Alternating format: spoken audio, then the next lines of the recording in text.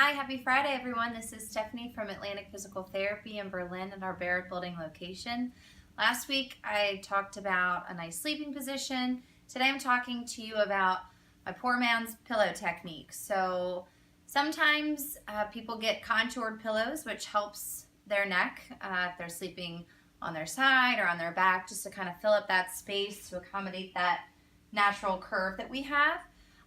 If you can't invest in an expensive pillow, I have a solution. So you just take a towel, you just roll it up. I fold it in half, rolling it up. Take your pillowcase. You can tuck that towel roll in the pillow.